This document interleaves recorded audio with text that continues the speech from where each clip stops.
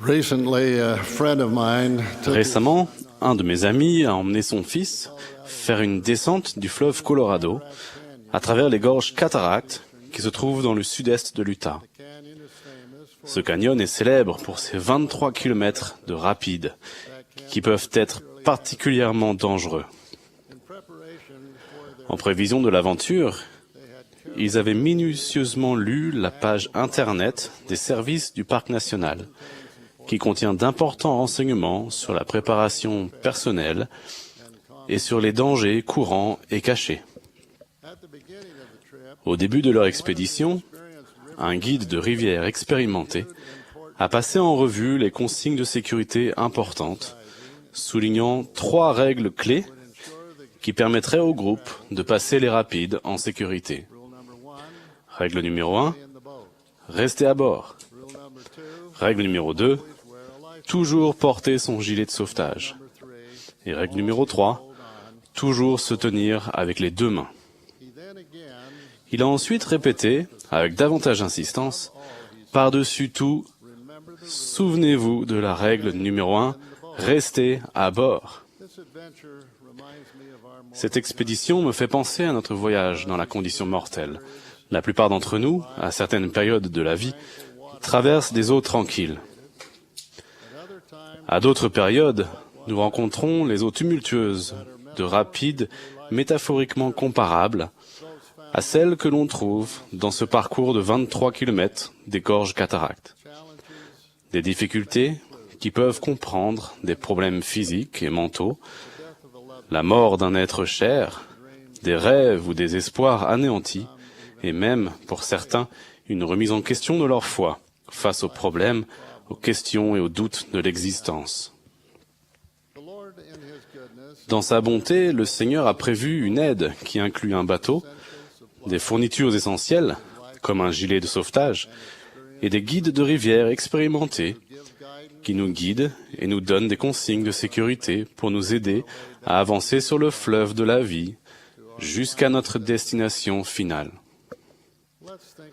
Prenons la règle numéro 1. Rester à bord. Brigham Young employait communément la métaphore du bon vieux navire de Sion pour parler de l'Église de Jésus-Christ des saints des derniers jours. Un jour, il a dit, « Nous sommes au milieu de l'océan. Une tempête arrive. Et comme le disent les marins, le navire souffre beaucoup. Je ne reste pas ici, dit quelqu'un. Je ne crois pas que je sois sur le navire de Sion. Mais nous sommes au milieu de l'océan. Je m'en moque. Je ne reste pas ici. » Et d'ôter le gilet de sauvetage et de sauter par-dessus bord. Ne va-t-il pas se noyer? Si. Ainsi en va-t-il de ceux qui quittent l'Église. C'est le bon vieux navire de Sion. Restons-y. En une autre occasion, le président Young a dit que lui aussi se souciait des personnes qui s'égaraient alors qu'elles étaient bénies et que la vie leur était clémente. Je cite, « C'est par temps calme, lorsque le bon vieux navire de Sion navigue sous une brise légère et que tout est tranquille sur le pont, que certains frères veulent prendre les chaloupes pour aller nager. Certains se noient, d'autres dérivent au loin, et d'autres encore remontent sur le navire. Restons sur le bon vieux navire, et il nous ramènera sains et saufs à bon port. Ne vous inquiétez pas. » Pour finir, le président Young a rappelé aux saints, « Nous sommes sur le bon vieux navire de Sion. Dieu est à la barre, et il y restera. Tout est bien, chantez Alléluia, car le Seigneur est ici. Il dicte, guide et dirige. Si le peuple fait totalement confiance à son Dieu, n'abandonne jamais ses alliances ni son Dieu, il nous guidera comme il faut. » Fin de citation. Étant donné les difficultés que nous rencontrons tous aujourd'hui, comment peut-on rester sur le bon vieux navire de Sion? Voici comment. Nous devons vivre une conversion continue en faisant grandir notre foi en Jésus-Christ et notre fidélité à son évangile tout au long de notre vie, non pas juste une fois, mais régulièrement. Alma a demandé, « Et maintenant, voici, je vous le dis, mes frères et sœurs, si vous avez connu un changement de cœur, et si vous avez ressenti le désir de chanter le cantique de l'amour rédempteur, je vous le demande, pouvez-vous le ressentir maintenant? » Les guides de rivières expérimentés peuvent aujourd'hui être comparés aux apôtres et prophètes de l'Église et aux dirigeants locaux inspirés de la prêtrise et des auxiliaires. Ils nous aident à arriver sains et saufs à notre destination finale. Récemment, j'ai prononcé un discours dans le cadre d'un séminaire pour les nouveaux présidents de mission et j'ai donné à ces dirigeants ce conseil. Gardez les yeux de la mission fixés sur les dirigeants de l'Église. Nous ne vous égarerons pas et ne pouvons pas le faire. Et quand vous enseignerez à vos missionnaires à garder les yeux fixés sur nous, enseignez-leur à ne jamais suivre les personnes qui pensent en savoir plus sur la manière d'administrer les affaires de l'Église que notre Père céleste et le Seigneur Jésus-Christ, qui le font à travers les dirigeants de la prêtrise, qui détiennent les clés pour présider. Au cours de mon ministère, j'ai découvert que ceux qui se sont perdus et qui ne savent plus où ils en sont généralement ceux qui, le plus souvent, ont oublié que lorsque la première présidence et le collège des 12 apôtres parlent d'une même voix, c'est la voix du Seigneur pour cette époque. Le Seigneur nous rappelle ceci, que ce soit par ma voix ou par la voix de mes serviteurs, c'est la même chose. En d'autres termes, ils quittent le bon vieux navire de Sion, ils s'égarent, ils apostasient.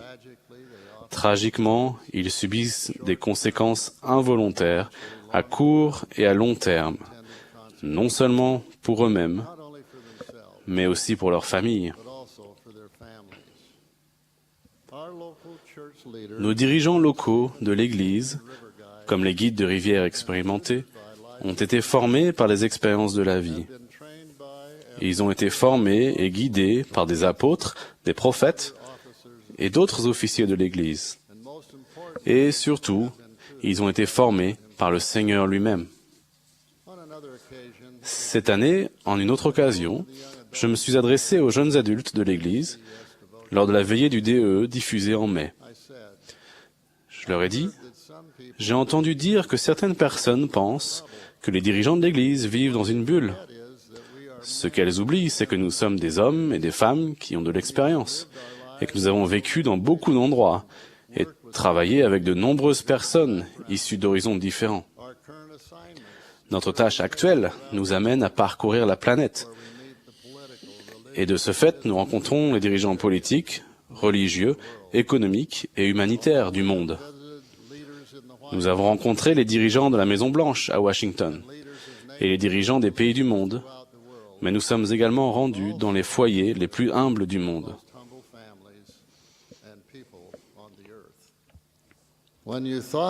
Si vous examinez attentivement notre vie et notre service, vous conviendrez très probablement que nous voyons le monde et nous le vivons comme peu de personnes ont l'occasion de le faire. Vous vous rendrez compte que nous vivons moins dans une bulle que la plupart des gens. La sagesse individuelle et collective des dirigeants de l'Église devrait être un réconfort pour vous. Nous avons tout vécu, entre autres les conséquences de différentes règles et lois publiques, les déceptions, les tragédies, la mort dans notre propre famille. Nous n'avons pas perdu le contact avec votre vie. Outre la règle numéro 1, telle que je l'ai appliquée, souvenez-vous des règles numéro 2 et 3. Toujours porter un gilet de sauvetage et se tenir avec les deux mains. Les paroles du Seigneur, rapportées dans les Écritures et dans les enseignements des apôtres et des prophètes, nous fournissent des conseils et des directives qui, si nous les suivons, feront office de gilet de sauvetage spirituel et nous aideront à savoir comment nous tenir avec les deux mains. Nous devons devenir comme les fils de Mosia, qui étaient devenus forts dans la connaissance de la vérité. Nous pouvons devenir des hommes et des femmes d'une saine intelligence. Cela ne peut s'accomplir que si nous sondons diligemment les Écritures afin de connaître la parole de Dieu. En sondant les Écritures et les paroles des prophètes et apôtres passés et actuels, nous devons nous attacher à étudier, vivre et aimer la doctrine du Christ. En plus de prendre l'habitude d'étudier personnellement les Écritures, nous devons être comme les fils de Mosia et beaucoup nous livrer à la prière et au jeûne. Il semble que ces choses qui ne se mesurent pas facilement soient très importantes. Restez concentrés sur ces choses simples et évitez de vous laisser distraire. J'ai connu des personnes qui ne sont pas restées sur le bateau et ne se sont pas tenues avec les deux mains pendant les périodes d'épreuves et de difficultés, ou qui ne sont pas restées sur le bateau pendant les périodes de calme relatif. Et j'ai pu observer que beaucoup d'entre elles avaient perdu de vue les vérités essentielles de l'Évangile, à commencer par les raisons pour lesquelles elles s'étaient jointes à l'Église,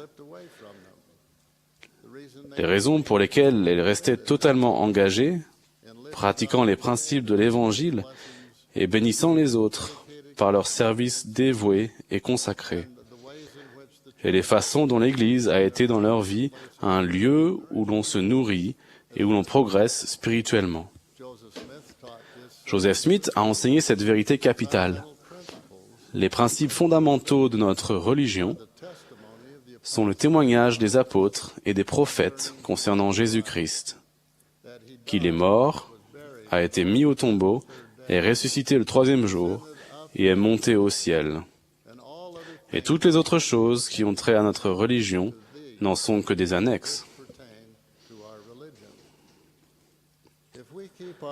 Si nous restons concentrés sur le Seigneur, nous avons la promesse de recevoir une bénédiction sans égale.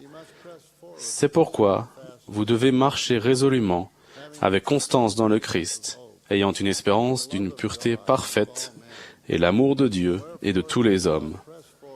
C'est pourquoi, si vous marchez résolument, vous faisant un festin de la parole du Christ, et persévérez jusqu'à la fin, voici, ainsi dit le Père, vous aurez la vie éternelle. Parfois, des saints des derniers jours fidèles et des amis de l'Église sincère commencent à se concentrer sur les annexes, au lieu de se concentrer sur les principes fondamentaux. C'est-à-dire que Satan nous tente afin de nous distraire du message simple et clair de l'Évangile rétabli.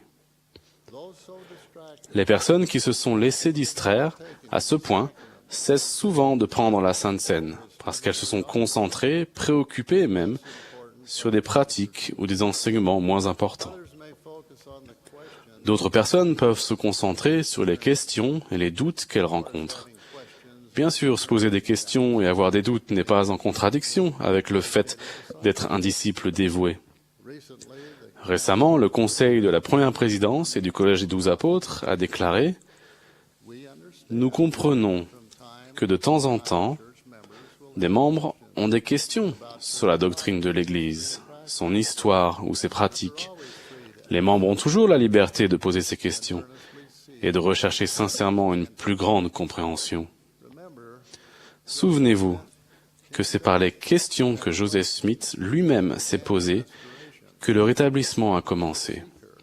Il cherchait, et comme Abraham, a trouvé les réponses aux questions les plus importantes de la vie. Les questions importantes portent sur ce qui compte le plus, le plan de notre Père céleste et l'expiation du Sauveur. Notre recherche doit nous conduire à devenir des disciples bienveillants, doux, aimants, miséricordieux, patients et dévoués.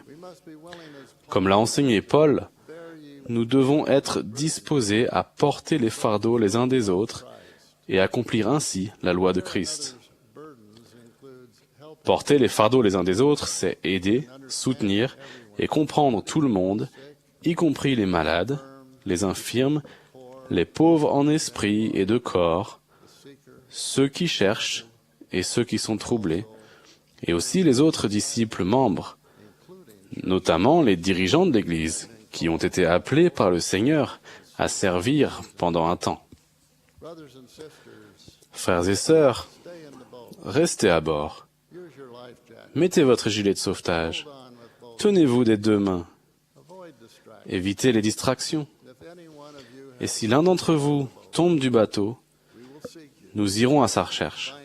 Nous le retrouverons, nous le soignerons et le ramènerons sain et sauf sur le bon vieux navire de Sion, à la barre duquel se trouve Dieu notre Père et le Seigneur Jésus-Christ nous guidant comme il faut.